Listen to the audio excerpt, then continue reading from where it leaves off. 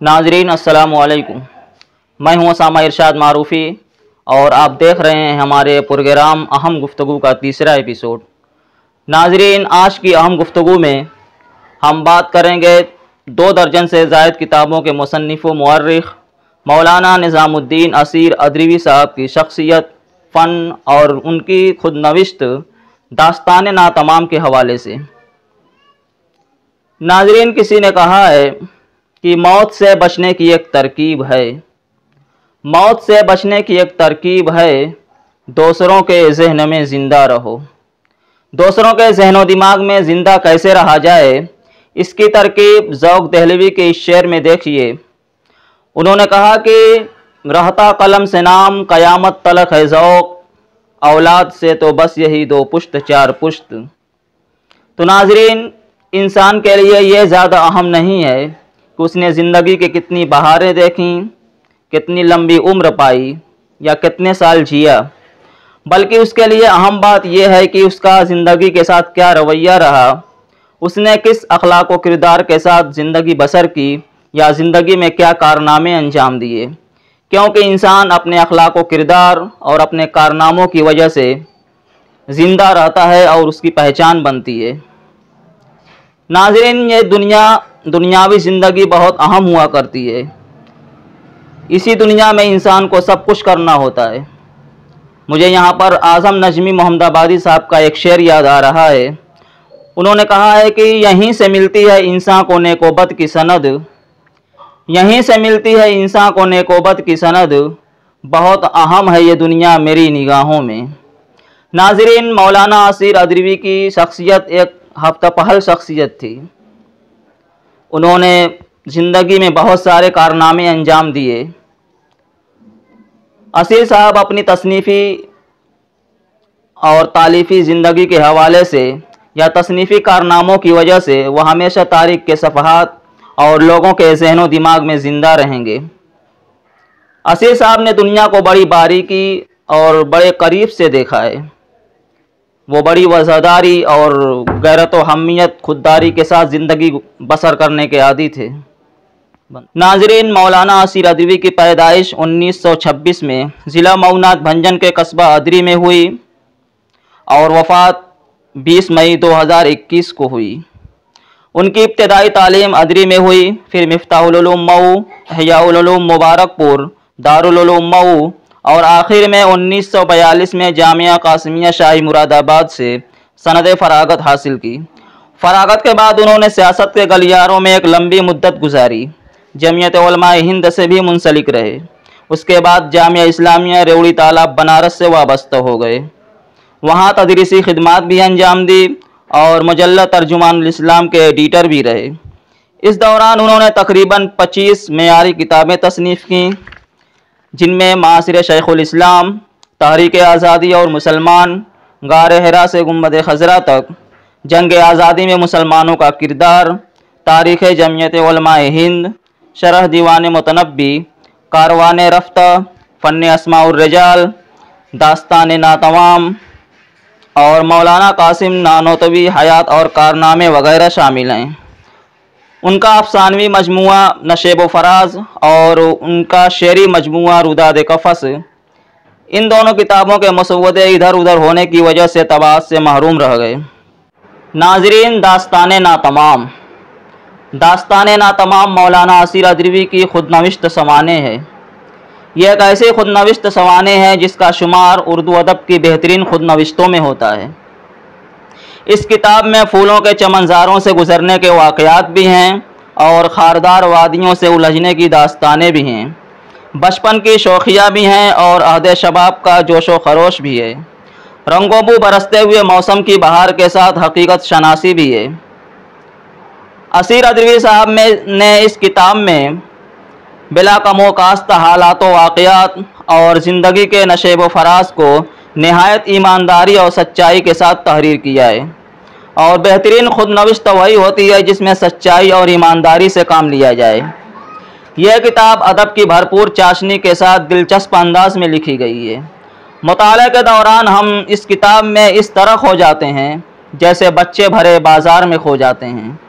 मुनव्वराना का एक शेर है کہ ہم کچھ ایسے تیرے دیدار میں کھو جاتے ہیں، ہم کچھ ایسے تیرے دیدار میں کھو جاتے ہیں جیسے بچے بھرے بازار میں کھو جاتے ہیں۔ ناظرین، مولانا اسیر ادریوی سے ملاقات میری 2015 میں ہوئی۔ ملاقات کا سبب بنی داستان ناتمام۔ داستان ناتمام کے مطالعے کے بعد میں بے حد مشتاق ہوا کہ میں اس عظیم شخصیت سے ملوں جس نے اتنے معیاری تصنیفی کارنامے انجام دیے ہیں کہ میں ان سے ملاقات کروں، ان سے بات کروں، ان کا دیدار کروں۔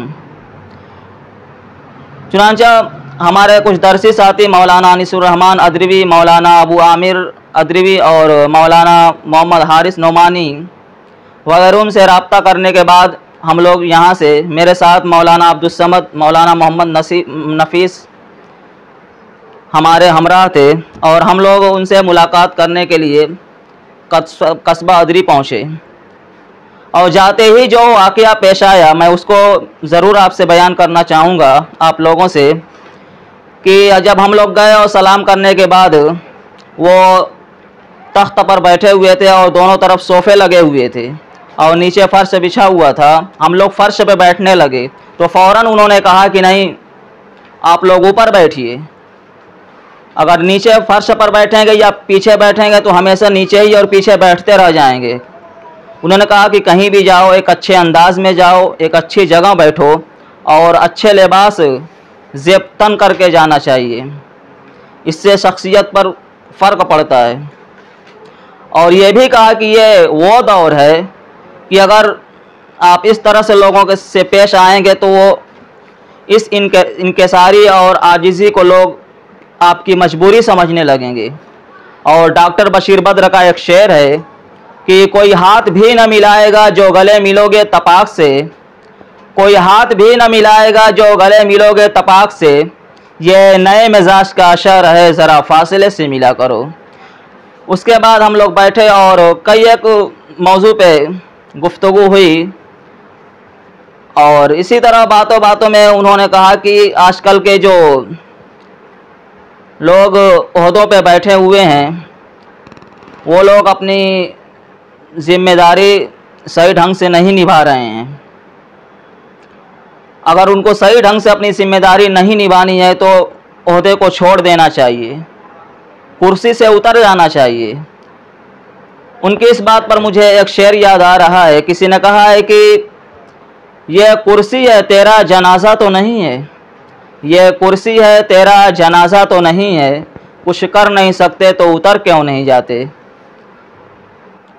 تو ناظرین، مولانا اسیر ادریوی ایک فعال اور متحرک قسم کے آدمی تھے، لیکن وہ اب ہمارے درمیان نہیں رہے۔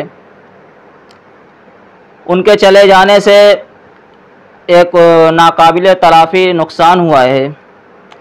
بس میں یہی کہوں گا کہ وہ ایک دھوپ تھی جو ساتھ گئی آفتاب کے۔ ان کے جانے کے بعد علمی و ادبی دنیا پھیکی پڑ گئی ہے۔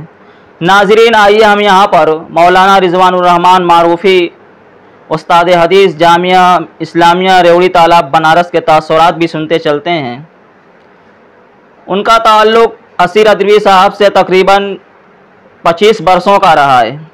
آئیے سنتے ہیں کیا تاثرات پیش کرتے ہیں مولانا رضوان الرحمن معروفی۔ جی، میرا سابقہ حضرت مولانا اسیر ادریوی صاحب رحمۃ اللہ علیہ سے زیادہ رہا ہے، اگرچہ میں ان کا باضابطہ شاگرد نہیں، لیکن ان سے استفادے کا موقع بہت ملا۔ جامعہ اسلامیہ میں تقریباً 20-25 سال میں ان کے ساتھ رہا ہوں۔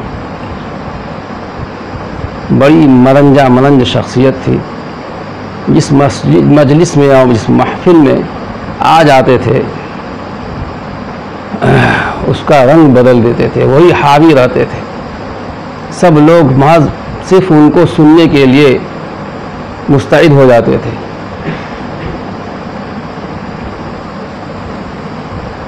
مولانا اسیر صاحب رحمۃ اللہ علیہ 50 سال تک تو انہوں نے وہ تدریسی لائن سے جڑ نہیں سکے، لیکن حضرت مفتی ابو القاسم صاحب دامت برکاتہم اللہ تعالیٰ ان کے عمر عافیت کے ساتھ دراز کرے، ان کی برکات سے پوری امت کو مستفید فرمائے۔ ان کی نگاہ مولانا اسیر صاحب رحمۃ اللہ علیہ پر پڑی کہ یہ کام کے آدمی ہیں، تو ان کو جامعہ اسلامیہ میں لے آئے۔ 50 سال کی عمر اس وقت ہو چکی تھی، نہ انہوں نے کبھی کچھ پڑھایا تھا کسی مدرسے میں، یا نہ کبھی کوئی تصنیفی خدمات ان کی امت کے سامنے آئی تھی، لیکن 50 سال کے بعد جو 20 سال کا عرصہ گزرا ہے، اس میں اللہ تعالیٰ نے ان سے بہت کام لیا۔ جامعہ اسلامیہ میں آنے سے پہلے وہ جمعیت دفتر میں بہت دنوں تک رہے، اور جنگ آزادی کے وقت بھی یہ لوگ نوجوان تھے، اور اس وقت ہر جلسے میں جانا، شاعری کا بڑا شوق تھا، اشعار کہتے تھے اور جلسوں کی زینت میں اضافہ کرتے تھے۔ لیکن جامعہ اسلامیہ آنے کے بعد شاعری سے تعلق ان کا کچھ کم ہو گیا تھا، اگرچہ اشعار کہتے تھے، لیکن ان کا جو ہے رخ تصنیف و تالیف کی طرف بڑھ گیا۔